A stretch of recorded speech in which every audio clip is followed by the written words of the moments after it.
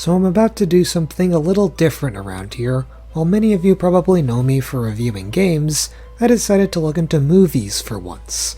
After all, it can be a bit of a drag trying to record all the gameplay footage. I wouldn't say I'm much of a film person, but there was one movie close to my heart, and that was Ratatouille. This was one of those movies that I watched over and over, and I'm not sure if there was a particular reason as to why I liked it other than nostalgia factor. A lot of the subtleties went over my head, and, watching it now, the themes about class and artistic merit came to light. However, so did the off-putting awkwardness of Linguini, the numerous different plot threads, and other issues I never thought too hard about. In fact, there have been online critics who have become more poignant in pointing out this film's flaws. Maybe this is another example of Inside Out, in which it was once loved, but now not so much. Or is that really the case? After all, Ratatouille was a part of the golden era of Pixar, a time before they started milking out sequels, at least generally speaking. So, to say Ratatouille wasn't as good as it used to be would be a crime. But any true critic would know that I'd be falling into the trap of presuppositions. So, I'm going to ignore that certified fresh score and take an honest look at Ratatouille. The story opens in medias res with Remy fleeing an old woman. He details how he's a rat struggling to survive, as is the case with most animals his size. However, what makes Remy's life even more complicated is that he's different from other rats. He has a special gift of smell and a deep fascination into the world of humans. He cares less about the garbage the other rats eat in favor of the good stuff the humans dine on. In fact, this curiosity goes so far that he actually wants to make real food himself, receiving a lot of inspiration from the famous French chef Gusteau's line, "Anyone can cook." This often puts him at odds with his family. Eventually, through a mishap in trying to get the ingredient saffron, Remy ends up in the sewers. However, an imaginary Gusteau guides him to the top to help him realize he was under Paris all this time. In a strange turn of events to help a young chef named Linguini fix a soup, Remy suddenly finds himself struggling to survive Gusteau's own restaurant as he fulfills his dream of becoming a cook. And yeah, that's pretty much a summary of the story. It goes through a lot of twists and turns as it goes on.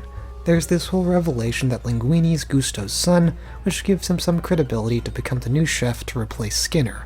Linguini starts to fall in love with his co-worker Colette, whose cooking style is much different compared to the creativity of Remy.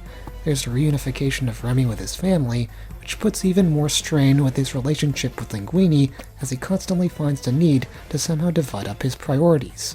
There's a lot of plot points to sift through, but ultimately, Linguini and Remy's friendship is the focal point. Sure, on the surface, it uses a lot of tropes, but the interesting aspect of Ratatouille is that it tries to add meaning to these stereotypes. So, you have the titular character Remy, who is the artistic rat who is different from everyone else, kind of like the black sheep.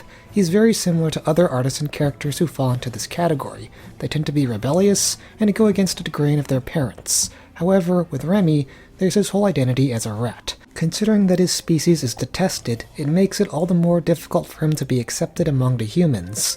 Therefore, he has to stay hidden.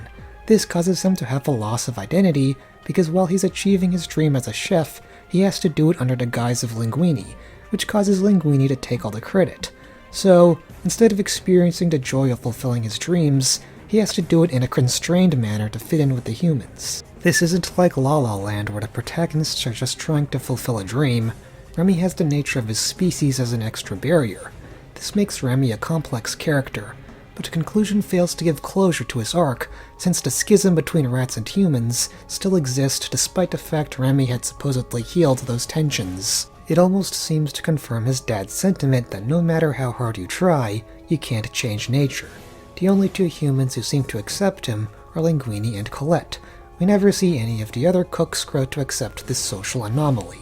Therefore, while I think they were cooking up something special with Remy's character, they failed to bring it full circle because there isn't any evidence that the circumstances between rats and humans really changed. Linguini was the vehicle Remy used to try to implement that change. Like Remy, he's another caricature of a stereotype, that being the really socially awkward and inept boy that has no bitches. In fact, as I was watching him throughout the movie, I was cringing a lot because of how much of myself I saw in him. Now, Pixar took this trope and reworked it. they used the awkward stereotype to give the two main protagonists chemistry. Both Linguini and Remy have experience working with garbage. Both of them are at the bottom of the social hierarchy. Basically, Linguini's awkwardness alienates him from the other humans, like how Remy's artistry alienates him from other rats. This works really well in the sense that Pixar is using done-to-death elements to make something new. It's the same story of two underdogs trying to make it through, and then one of them manages to get into the in crowd. But the fact they're doing it with a rat and a socially awkward misfit makes it feel different. As a side note, I read a lot of theories behind some of the reasons why Remy is able to use Linguini's hair to control him, and I think the best answer was that he was suffering from some kind of genetical defect, which made his nerves directly tied to his hair. Again, it's not really explained in the film, but it doesn't have to be because it's not important for the story. And speaking of not too important for the story, the same could be said for the multitude of chefs that the movie introduces. Each of them have their own backstory and are quite interesting. I think my favorite is the man that killed one guy with his thumb because he reminds me of a certain coworker at work, especially considering he's a spy for Chef Skinner. Yes, I have quite a bit of experience with those types. Some people might complain they were underutilized, but to me, they had the right amount of screen time that they gave a form of atmosphere to the restaurant. Colette is an exception to this. She is the love interest of Linguini, giving her a major role unlike the other chefs. However, we also don't know much about her backstory other than her status as a second-class citizen prevented her from getting to the top as a cook. In a way, this also reflects how Remy and Linguini also faced social barriers that kept them from cooking, hence, all of it tying into the theme of anyone can cook. And we didn't need to know much about her backstory. Her personality was likable enough to carry her as a character. Ultimately, if they'd wasted time on the chef's backstory, the movie would be too long. So, even if it might have a lot of plot lines, Ratatouille still manages to trim the fat and stay focused. Anton Ego is another character where the excess fat was trimmed from him. In fact, he has little screen time, but he makes quite the impact on the story. He's the one that forces Gusteau's to lose 1 star because of his damning review, which inadvertently kills the chef as a result. With that in mind, you'd expect him to be treated as the black and white villain of the movie. However, he instead is humanized as seen when he tries Remy's Ratatouille, and the film doesn't really give a lot of details as to what he went through as a child, but it gives him a bit more humanity, which makes him unlike other mean critic stereotypes. And the review he submits at the ending really demonstrates the character development he's gone through in the few scenes he's in. It explains why he was so jaded and cynical. It was because he was searching for the new, and Remy brought that newness he so desperately craved. I loved the scene when it's first revealed that Remy was the one behind the Ratatouille dish. He doesn't freak out, he instead looks with curiosity. It's a quiet scene that presents Ego as somebody who, contrary to his name, has the humility to finally understand the meaning behind anyone can cook. But Ratatouille manages to subvert even more tropes with the parents and family members. So my favorite thing about how they handled Remy's dad is that he isn't demonized.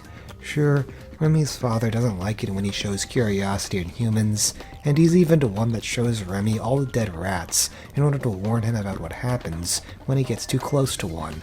However, while he might misunderstand his son, I don't get the sense he hates him, as seen with the fact he rescues him from Skinner, and he also comes to mutually understand Remy after seeing a glimpse of his relationship with Linguini. As a side note, his change of heart kind of feels forced. Considering how firm he was in his animosity towards humans, he wouldn't empathize with his son so quickly, and the same goes for his family. But this is a Disney film.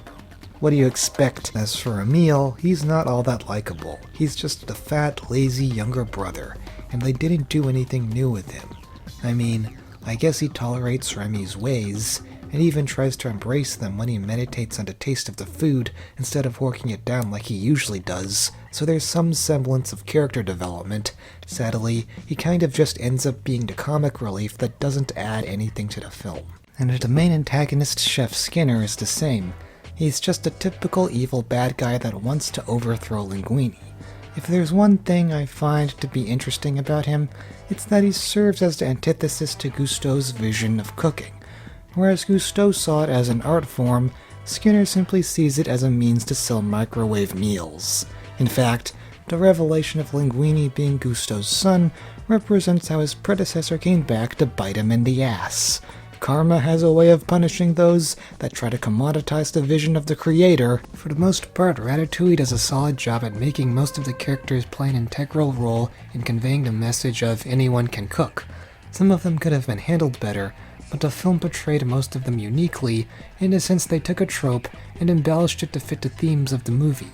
Even though these were character types we've seen before, they felt different based on how they were executed. It's quite similar to how the Ratatouille Ego tries in the end is the same peasant's dish, but the fact the chef's identity was a mere rat made it feel unique.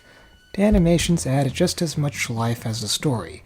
One thing that I really love about Ratatouille are those little moments where the music and animation come together to make these really thrilling scenes. There may not be any dialogue that supplements these parts, but the animations speak for themselves. Some of these include when Remy tries to reach the soup in Gusteau's kitchen, and when he climbs to the top after being alone for so long, only to learn he was in Paris the entire time. All these scenes feel like a showcase of Pixar's animation talent, and the way it all just flows together really demonstrates Remy's freedom in expressing his passion.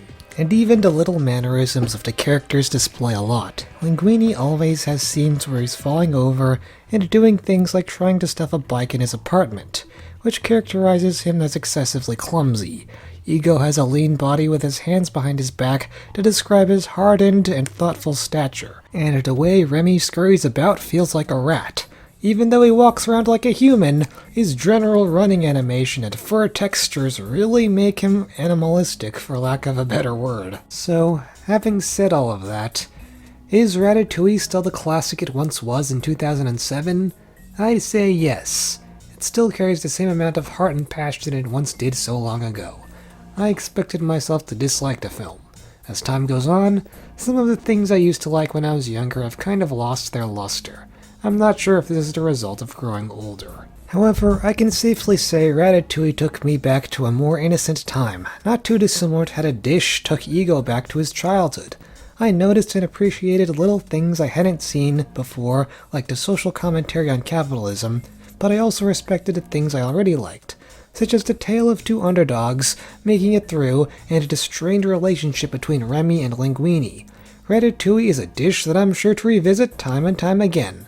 Surprisingly, even after all these years, it still retained its savory taste like a McDonald's Big Mac locked away in a closet. Seriously, what are those things made out of?